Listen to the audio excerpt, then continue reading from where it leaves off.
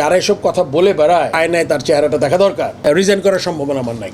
এই ইলেকশনটা হওয়ার আগে কে কত দৌড়ঝাঁপ করেছে, কে কত উপদেষ্টা মহোদয়ের কাছে রাত বিরেতে ভোর 5টা পর্যন্ত মিটিং করেছে, এটা কিন্তু আমি জানি।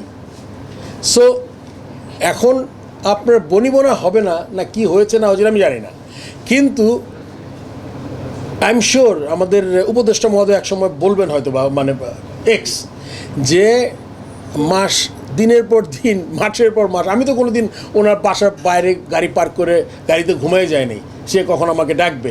সো এই জিনিসগুলো সে জানে যে তাকে কিভাবে কত মানুষ তাকে চেষ্টা করেছে, তার সাথে কথা বলার দেখা করার চেষ্টা করেছে।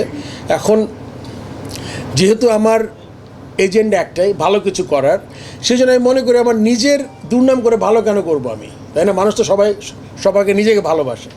সো সেই দিকে বিবেচনা করলে আমার মনে হয় যে যারা এসব কথা বলে বেড়ায় তাদের একটু আয়নায় তার চেহারাটা দেখা দরকার, যে তারা কি করেছে কোন সময়।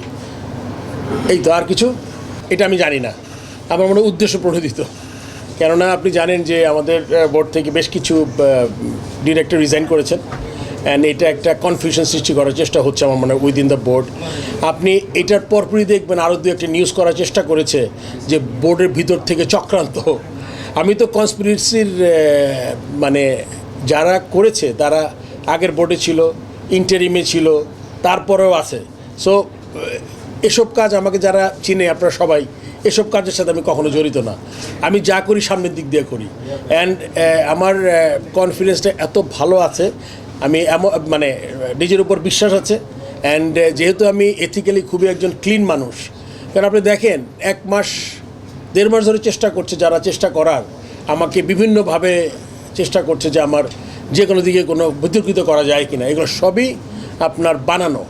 সো আর এরকম বানায় লাভ নেই, কারণ আপনারা যত কিছুই খুঁজেন কিছু খুঁজে পাবেন আমার নামে, আপনি 1.5 বছরও পাই নাই কিছু। সো আর আমি এত পরিষ্কারভাবে সব কথা বলতে পারি বিকজ আমার কনফিডেন্স লেভেল, আমার কি বলবো অনেস্টি, মানে আমি জানি আমি কতটা অনেস্ট।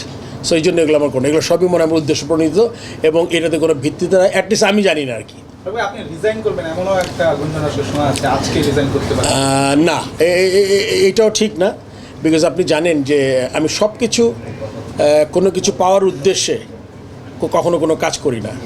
যে আমাকে কেউ বলবে আপনি রিজাইন করেন, আগামীতে আপনার জন্য সম্ভাবনা আছে।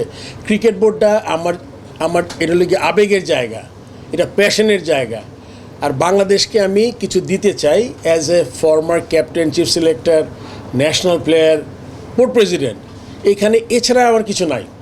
তো যখন মানুষজন আমাকে এত বিরক্ত করবে, ওনারা একটা জিনিস জানে, যেমন আমি 2016 সালে যে রিজাইন করেছিলাম একটা হট সিট থেকে, ওরা চিন্তা করেছে যে আমাকে যদি একটু এরকম করে এই কিছু মানে মিডিয়া ট্রায়াল প্রোপাগান্ডা করে যদি আমাকে রাগ করিয়ে দেওয়া যায়, যেহেতু আমার এখান থেকে কোনো পিছুটান নাই এখানে আমার, তো খুব সহজে আমাকে এখান থেকে সরানো যাবে।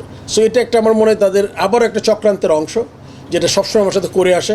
অ্যান্ড তাদের উদ্দেশ্যে আমি বলে দিতে চাই আমার মনে হয় এগুলো করে লাভ নাই, বিকজ আমি আমার মতোই থাকবো, যেটা 40 বছর যেরকম করে আমি চলেছি ওরকমভাবেই চলবো আমি। সো এটাতে আসলে তেমন কোনো লাভ হবে না। আমি যখন চিন্তা করব যে আমারও কোনো প্রয়োজন নাই, আপনি দেখেন এবারও তো আমি বোর্ডে এসে কোনো কমিটি নেইনি, মানে কমিটি থাকলেই তো কাজ থাকলেই আপনার কোনো এজেন্ডা বাস্তবায়িত হতে পারে। সো ওইটাতে আমার কোনো নাই। আমি চিন্তা করেছি কোনো ক্রাইসিস মোমেন্টে বাংলাদেশ ক্রিকেটে, বা আপনি জানেন এই যে খেলা হচ্ছে না, প্রচুর চেষ্টা করেছি। এই যে আপনার আইসিসির সাথে সমস্যা, ওয়ার্ল্ড কাপ যেতে পারি নাই, ওখানেও চেষ্টা করেছি আমি। তারপরে আপনার যেখানেই যখন সমস্যা হয়েছে চেষ্টা করেছি আমি আমার প্রেসিডেন্টকে হেল্প করার জন্য, আমার বোর্ডকে হেল্প করার জন্য, এবং এটা আমি সবসময় করতে চাই। এখনও যদি প্রয়োজন হয় করব, কিন্তু আমার মনে হয় রিজাইন করার সম্ভাবনা আমার নাই।